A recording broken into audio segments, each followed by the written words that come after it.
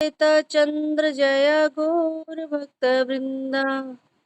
श्री चैतन्य महाप्रभु की जय। श्री वृंदावन श्री कृष्णदास कविराज गोस्वामी पाद की जय। तो यहाँ पे हमारी श्लोक संख्या है आज की, आदि लीला से है, अध्याय 4, श्री चैतन्य महाप्रभु के प्रकाट्य के गुह्य कारण। तो यहाँ पर हम सुन रहे हैं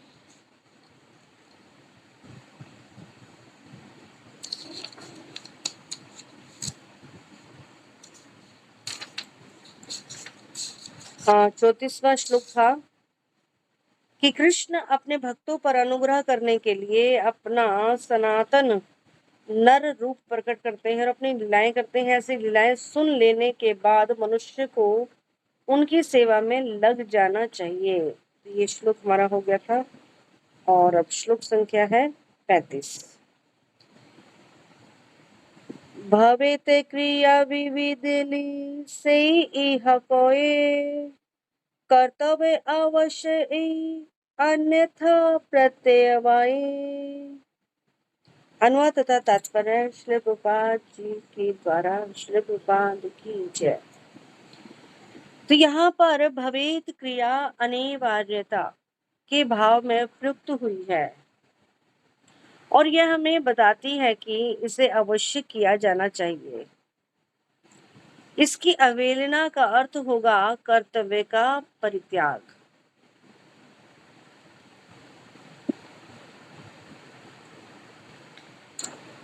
तो ये अनिवार्यता का भाव शुद्ध भक्तों पर लागू होता है।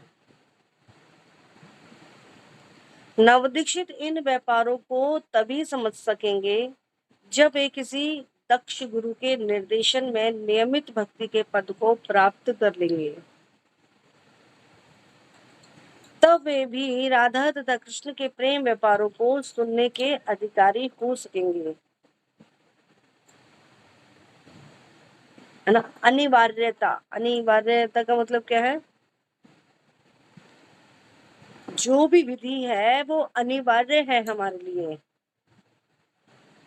कि ये हमें करना है तो करना है। जैसे 16 माला का जप करना है तो करना है, 4 नियमों का पालन करना है तो करना है, एकादशी का व्रत रखना है तो करना है, भगवान को केवल भोग लगा करके ही खाना है, तो ये अनिवार्य है, जरूरी है ये। और ये कब हो पाएगा? जब व्यक्ति गुरु के निर्देशन में, मतलब भजन क्रिया में लगेगा, हाँ, गुरु के आदेशों का पालन करेगा। जितनी शुद्धता से वो इसमें गंभीर होगा कि ये मेरे लिए जरूरी है, ये मुझे करना है, ये मेरे लाभ के लिए है, इससे मुझे भगवान की प्रेम भक्ति प्राप्त होगी, मुझे राधा कृष्ण के प्रेम के व्यापार को समझना है, तो ये अनिवार्य है, मेरे लिए जरूरी है। अब जैसे कि हमारे शरीर की भी आवश्यकताएं होती है ना, जैसे नींद ना लेना, तो क्या होगा? हम बीमार पड़ जाएंगे, क्योंकि हमारा शरीर भगवान ने कुछ ऐसा ही बनाया है कि अगर हम सोएंगे नहीं तो शरीर में कोई तकलीफ हो जाएगी। तो अनिवार्य है, लेकिन अब पर्याप्त मात्रा में सोना है, ये भी नहीं। अब उसके लिए भी भगवान ने बता दिया कि जो अत्यधिक सोता है और जो बहुत कम सोता है, उसके योगी बनने की कोई संभावना नहीं है। तो पर्याप्त, बैलेंस बना करके, अत्यधिक खाता है या बहुत कम खाता है, वो भी ठीक नहीं है। तो बैलेंस बनाना पड़ेगा, ठीक ठीक मात्रा में इस शरीर को भोजन देने पड़ेगा। तो ये शरीर की आवश्यकताएं हैं, तो अनिवार्य है ये है ना, जरूरी है इनको देना, नहीं तो शरीर आगे काम नहीं दे पाएगा, लंबे समय तक पारी नहीं खेल पाएगा, ये लंबे समय तक नहीं चल पाएगा। तो हम भी फिर लंबे समय तक भक्ति नहीं कर पाएंगे अगर इसको बैलेंस बना करके नहीं चले तो सब शास्त्रों में सारी प्रकृति कुछ इस प्रकार से भगवान ने बना रखी है जो हर एक चीज क्या है, बैलेंस में है।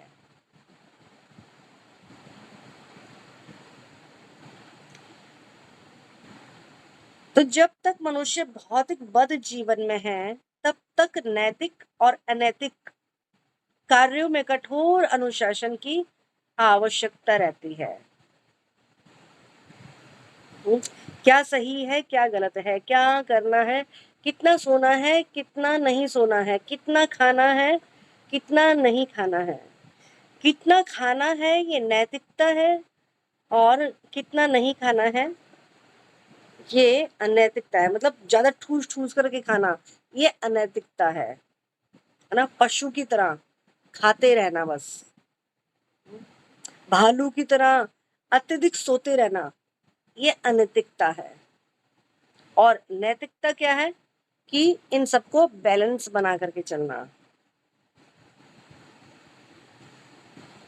तो सब कुछ अनुशासन में होना चाहिए, अनुशासन की आवश्यकता है। अब अनुशासन, अब देखो बच्चों को स्कूल क्यों भेजा जाता है, इसलिए कि भी वहां पर वो अनुशासन सीखे, है ना, कुछ वहां पे सीखे कि भी कैसे उनको बैठना है, कैसे पढ़ाई करनी है, कैसे बात करनी है, कितनी देर मनोरंजन करना है। अब स्कूल जाने के लिए एक टाइम निश्चित किया गया है, उसके लिए समय पर सोना है, समय पर उठना है, समय पर छुट्टी होगी। तो ये क्या है, अनुशासन। अनुशासन सीखता है ना, गुरु के निर्देश में कि क्या करना है क्या नहीं करना है, ये गुरु समझाता है। तो परम जगत दिव्य है, भगवान का जो आध्यात्मिक जगत है वो दिव्य है और ऐसे भेदभाव से मुक्त है जहां पर नैतिक और अनैतिकता ना, वहां पर ये सब है ही नहीं कुछ भी ऐसा, वहां पर सब कुछ दिव्यता के स्तर पर है, क्योंकि उसमें उन्माद का होना संभव नहीं है। गड़बड़ तो इस भौतिक जगत में ही होती है, किंतु इस भौतिक जगत में काम वासना के वेग के कारण नैतिक और अनैतिक चरित्र में अंतर करने की आवश्यकता रहती है। ये स्त्री है, ये पुरुष है, तो अंतर करना पड़ता है, कुछ दूरी रखनी पड़ती है, कुछ नैतिकता का पालन करना होता है। हाँ, कुछ परंपराओं का पालन करना पड़ता है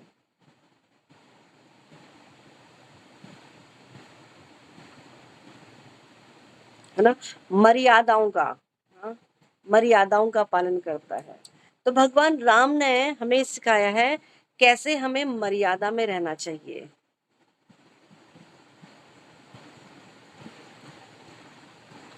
तो भगवान राम मर्यादा में रहना सिखाते हैं। तो कैसे हमें मनुष्य जीवन में आकर के, है ना, उन्माद नहीं मचाना चाहिए, गड़बड़ी नहीं करनी चाहिए, नैतिकता से कार्य करना चाहिए। और नैतिकता से ही हमारा क्या बनता है, चरित्र बनता है। तो भौतिक जगत में काम वासना के वेग के कारण नैतिक और अनैतिक चरित्र में अंतर करने की आवश्यकता रहती है। आध्यात्मिक जगत में यौन क्रियाएं नहीं होती, वो तो इस भौतिक संसार में ही है। वहां पर प्रेमी तथा प्रेमिका में शुद्ध दिव्य प्रेम एवं शुद्ध आनंद का ही आदान प्रदान होता है।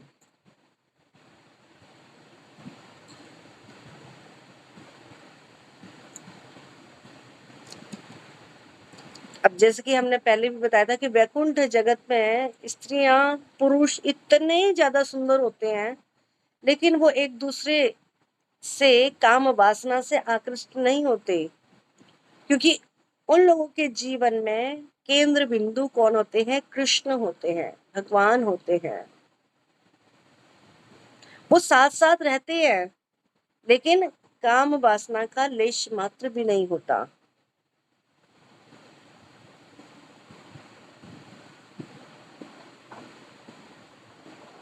जो दिव्य रस के दिव्य सौंदर्य द्वारा आकृष्ट नहीं हो पाया है, हाँ, परम दृष्टवा निवर्तते, हाँ, दिव्य रस सौंदर्य द्वारा आकर्षित नहीं हो पाया, वह भौतिक आकर्षण की ओर निश्चित रूप से अधपतित होगा ही, और भौतिक कल्मश में कर्म करता हुआ नरक के अधतम क्षेत्र में चला जाएगा।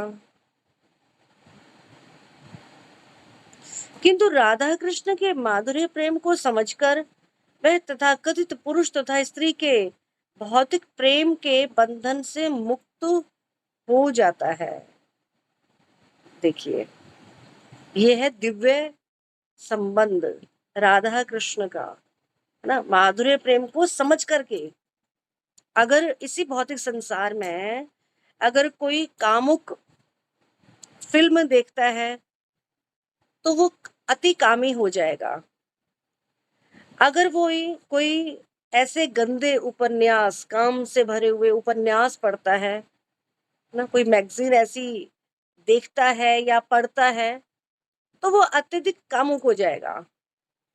लेकिन भगवान की लीलाओं को सुनने से, हाँ, जो राधा कृष्ण के प्रेम व्यापार है उसको सुनने से,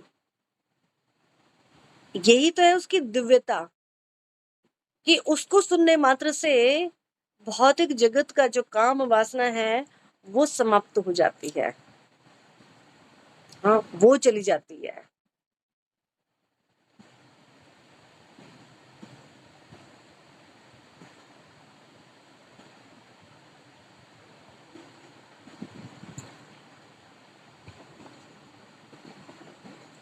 और इसी प्रकार यद्यपि कोई कृष्ण के प्रति नंद यशोदा के वात्सल्य प्रेम को समझ लेता है, तो वह सांसारिक वात्सल्य प्रेम में पड़ने से बच जाएगा। और यदि कृष्ण को अपना सब कुछ सर्वोपरि सखा मान लेता है, तो उसके लिए भौतिक मैत्री निरर्थक हो जाएगी, है ना। उसका कोई अर्थ नहीं रहेगा इस भौतिक जगत की मित्रता से, और उसे सांसारिक झगड़ालुओं की तथा कथित मैत्री से निराश नहीं होना पड़ेगा। यद्यपि वह कृष्ण के सेवक बनने के भाव द्वारा आकृष्ट होता है,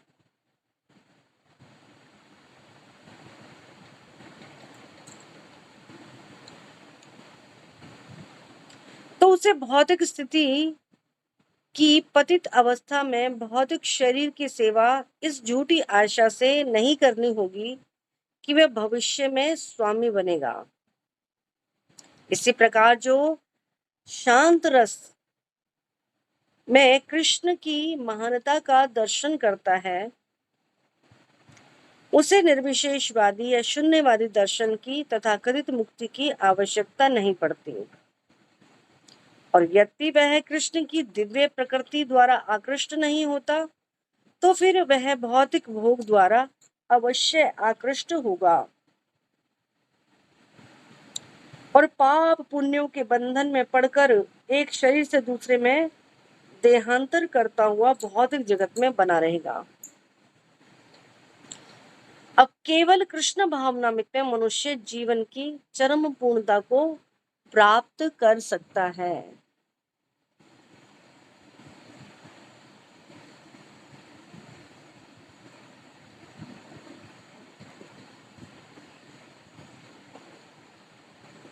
तो श्लोक संख्या 36 है। एई वांछा ये छे कृष्ण प्रकटय कारण, असुर संहार अनुषंग प्रयोजन। जिस प्रकार ये, अच्छा एक श्लोक और है, 37वां भी है। एई मत चैतन्य कृष्ण पूर्ण भगवान, युग धर्म प्रवर्तन नेह का तारकाम। जिस प्रकार ये इच्छाएं श्री कृष्ण के प्रकाटे की मूल कारण है और असुरों का वध मात्र प्रासंगिक आवश्यकता होती है, उसी प्रकार पूर्ण पुरुषोत्तम भगवान श्री कृष्ण चैतन्य द्वारा युग धर्म का प्रवर्तन प्रासंगिक है।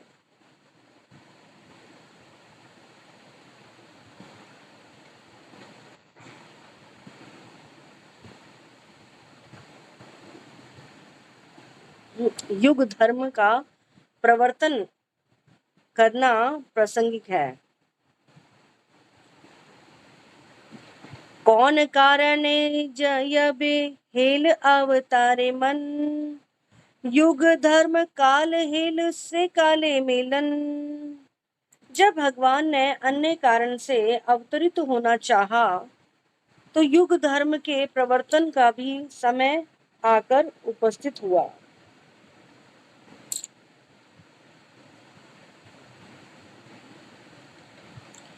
दुई हेतु अवतारी लैया भक्तगण, आपने आस्वादे प्रेम नाम संकीर्तन। इस प्रकार भगवान दो कारणों से अपने भक्तों के साथ अवतरित हुए। उन्होंने नाम संकीर्तन द्वारा प्रेम रूपी अमृत का आस्वादन किया। से द्वारे आचंडाले कीर्तन संचारे, नाम प्रेम माला गाथी पराइल संसारे।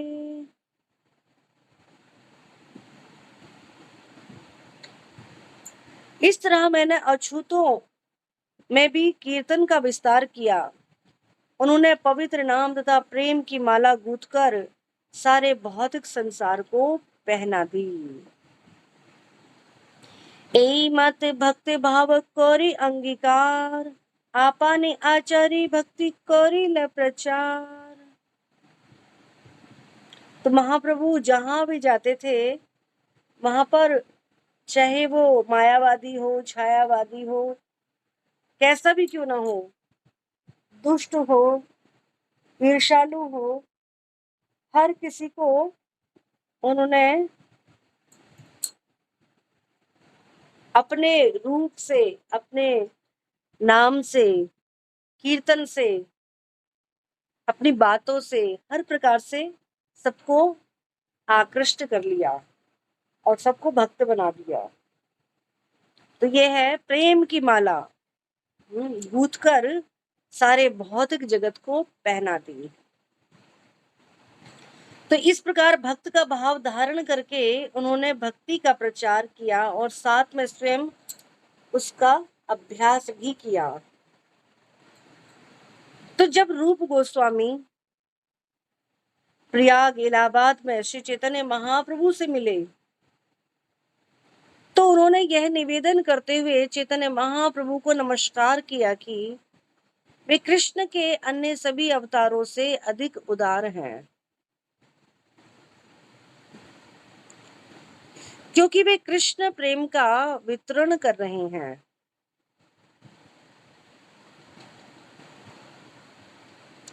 और उनका उद्देश्य भगवत प्रेम का विस्तार करना है। मनुष्य जीवन की सबसे बड़ी उपलब्धि है भगवत प्रेम की स्थिति को प्राप्त करना। और श्री चैतन्य महाप्रभु ने किसी नई धर्म प्रणाली की खोज नहीं की है, जैसा कि कभी कभी लोग ऐसा मान लेते हैं। धार्मिक प्रणालियां ईश्वर के अस्तित्व का दर्शन कराने के लिए है, जिसके पास सामान्यतः भौतिक वरदान के रूप में पहुंचा जाता है। किंतु श्री चैतन्य महाप्रभु का दिव्य उद्देश्य हर एक को भगवत प्रेम वितरित करना है। और जो भी भगवान को परमेश्वर के रूप में स्वीकार कर ले, वह हरे कृष्ण के कीर्तन की विधि को अपनाकर भगवान का प्रेमी बन सकता है। चैतन्य महाप्रभु सर्वाधिक उदार हैं और भक्ति का यह उदार प्रचार केवल स्वयं कृष्ण के लिए ही संभव है। इसलिए चैतन्य महाप्रभु कृष्ण हैं। इसलिए चैतन्य महाप्रभु ने क्या कहा, यारे देख तारे कहे कृष्ण उपदेश। उन्होंने भी यही किया।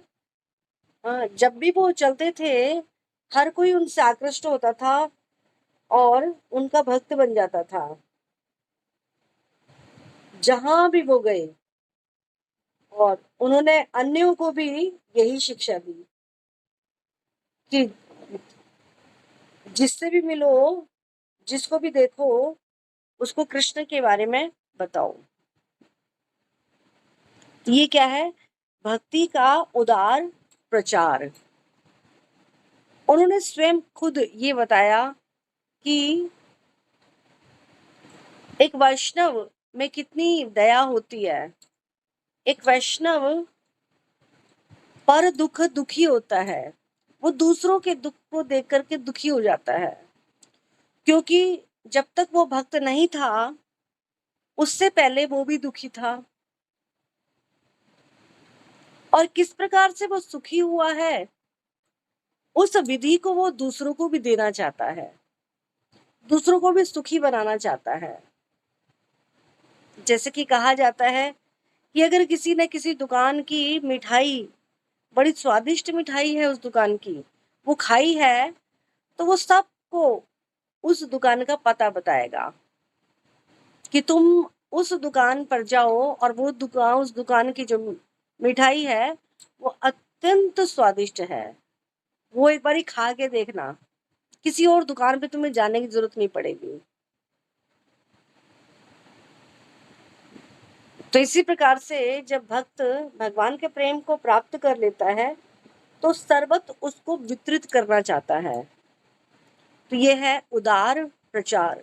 और ये किसने किया, भगवान श्री चैतन्य महाप्रभु ने।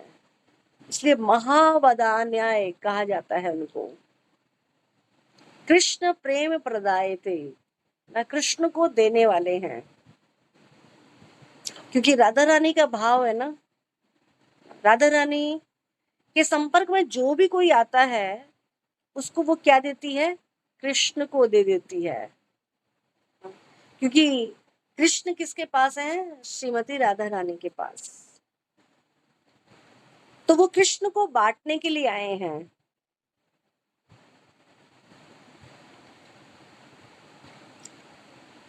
तो भगवत गीता में कृष्ण ने पूर्ण पुरुषोत्तम भगवान को आत्मसमर्पण करने के दर्शन की शिक्षा दी है। हाँ, भगवान श्री कृष्ण ने पूर्ण पुरुषोत्तम भगवान को आत्मसमर्पण करने के लिए कहा है। और जो भगवान को आत्मसमर्पण कर देता है वह उससे प्रेम करना सीखकर आगे प्रगति कर सकता है। इसलिए चैतन्य महाप्रभु द्वारा प्रचारित कृष्ण भावनामृत आंदोलन विशेषता उन लोगों के लिए है जो हर वस्तु के नियामक भगवान के अस्तित्व से को जानता है। उनका उद्देश्य लोगों को यह शिक्षा देना है कि दिव्य प्रेमा भक्ति में अपने आप को किस प्रकार लगाया जाए। वे साक्षात कृष्ण हैं जो भक्त के पद से अपनी ही सेवा की शिक्षा देते हैं। श्री चैतन्य महाप्रभु के सनातन रूप में भक्त की भूमिका को स्वीकार करना भगवान का दूसरा अद्भुत गुण है। और बद्धजीव अपने अपूर्ण प्रयास से भगवान तक नहीं पहुंच सकता। अतः भी अद्भुत बात है कि भगवान श्री कृष्ण ने श्री गौरांग के रूप में सबके लिए अपने पास तक पहुंचाना सरल बना दिया है। तो स्वरूप दामोदर गोस्वामी ने चैतन्य महाप्रभु को राधा रानी के भाव से युक्त स्वयं कृष्ण तथा राधा कृष्ण का सम्मिलित रूप कहा है। किसने, स्वरूप दामोदर ने चैतन्य महाप्रभु क्या कहा है कि स्वयं ये राधा रानी के भाव से युक्त हैं। और भगवान चैतन्य का उद्देश्य दिव्य प्रेम में कृष्ण के माधुर्य आस्वादन करना था। वे अपने आप को स्वयं कृष्ण मानने की परवाह नहीं करते थे, क्योंकि वे राधा रानी का पद चाहते थे। हमें ये याद रखना चाहिए कि तथाकथित भक्तों का एक वर्ग जो कि नदिया नागरी या गौर नागरी के नाम से जाना जाता है। तो ये नकल उतारता है कि उनमें चैतन्य महाप्रभु के प्रति गोपियों का भाव है, किंतु वे भूल जाते हैं कि भगवान चैतन्य ने कभी भी अपने आप को भोक्ता कृष्ण के रूप में प्रस्तुत नहीं किया, अपितु भोग्य या कृष्ण भक्त के रूप में ही प्रस्तुत किया है। और प्रामाणिक होने का दावा करने वाले अनधिकारी व्यक्तियों को कपोल कल्पनाएं चैतन्य महाप्रभु को मान्य नहीं है। गौर नागरिक जैसे वर्ग की अभिव्यक्तियां भगवान चैतन्य के उद्देश्य को निष्ठापूर्वक पूरा करने में बाधक होती है। भगवान चैतन्य निसंदेह स्वयं कृष्ण है, वे सदैव श्रीमती राधा रानी से अभिन्न है, किंतु भगवान ने जिस विप्रलभ भाव को गुह्य कारणवश धारण किया उसे सेवा के नाम पर छोड़ना नहीं चाहिए। संसारी व्यक्ति को आध्यात्मिक विषयों में अनावश्यक रूप से हस्तक्षेप नहीं करना चाहिए। इस तरह से भगवान को रुष्ट नहीं करना चाहिए। मनुष्य को इस प्रकार की भक्ति संबंधी अनियमितता के प्रति सदा सतर्क रहना चाहिए। भक्त का उद्देश्य यह नहीं है कि कृष्ण के लिए वह उपद्रव खड़ा करे। जैसा कि रूप गोस्वामी ने कहा है कि भक्ति तो अनुकूलेन अर्थात कृष्ण के अनुकूल होती है, कृष्ण के प्रतिकूल चलना भक्ति नहीं है। कंस कृष्ण का शत्रु था, वह सदैव कृष्ण का चिंतन करता था, किंतु शत्रु रूप में ऐसा करता था। मनुष्य इस प्रकार की तथाकथित प्रतिकूल सेवा से सदा बचना चाहिए। और चैतन्य महाप्रभु ने श्रीमती राधा रानी की भूमिका स्वीकार की है और हमें इस पद का समर्थन करना चाहिए। जैसा कि स्वरूप दामोदर ने गंभीरा में पुरी में वह कमरा जिसमें चैतन्य महाप्रभु रहते थे किया। वे चैतन्य महाप्रभु को राधा रानी की उन वियोग भावनाओं का स्मरण हमेशा दिलाते रहते जो श्रीमद् भागवतम में वर्णित है। चैतन्य महाप्रभु उनके इस सहयोग की प्रशंसा करते थे, किंतु वे गौर नागरिक जो चैतन्य महाप्रभु को भोक्ता और अपने आप को भोग्य के स्थान पर रखते हैं, ना तो चैतन्य महाप्रभु द्वारा मान्य है और ना अनुयायी द्वारा। नकल करने वाले इन मूर्खों को आशीर्वाद प्राप्त होना तो दूर, उल्टे वे पूर्णतः अलग पड़ जाते हैं। इनकी कल्पना श्री चैतन्य महाप्रभु के सिद्धांतों के प्रतिकूल है। कृष्ण द्वारा दिव्य भोग के सिद्धांत को राधा रानी की भूमिका में कृष्ण के वियोग की दिव्य अनुभूतियों से नहीं मिलाया जा सकता। कृष्ण द्वारा दिव्य भोग के सिद्धांत को राधा रानी की भूमिका में कृष्ण के वियोग की दिव्य अनुभूति से नहीं मिलाया जा सकता।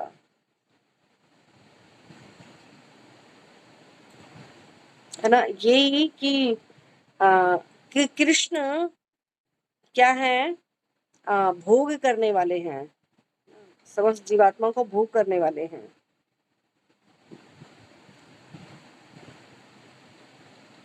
वो तो सभी जीवों को अपनी ओर आकृष्ट करके उनको अपनी कृपा देने वाले हैं, उनका उद्धार करने वाले हैं और उनकी इच्छा के अनुसार वो रूप भी धारण करते हैं ना। ये यथा माम प्रबदन्ते, जो जिस भाव से भगवान को भजता है, भगवान उसी रूप में उसको दर्शन देते हैं। हाँ, तो इसका मतलब क्या हुआ कि भगवान भक्त की इच्छा को पूरा करते हैं। तो उसमें फिर वो भोक्ता के रूप में कैसे हो गए कि भी वो भोग करने वाले हैं। भोग करने वाला तो अपनी इच्छा से भोग करता है ना, लेकिन भगवान अपने भक्त की इच्छा के अनुसार कार्य करते हैं। इसलिए यहाँ पे कह रहे हैं कृष्ण द्वारा दिव्य भोग के सिद्धांत को राधा रानी की भूमिका में कृष्ण के वियोग की दिव्य अनुभूति से नहीं मिलाया जा सकता। ठीक है, क्योंकि तात्पर्य थोड़ा बड़ा था इसलिए मैंने थोड़ा सा 3 मिनट ले लिया ज्यादा। ठीक है, किसी का कोई प्रश्न तो नहीं है ना?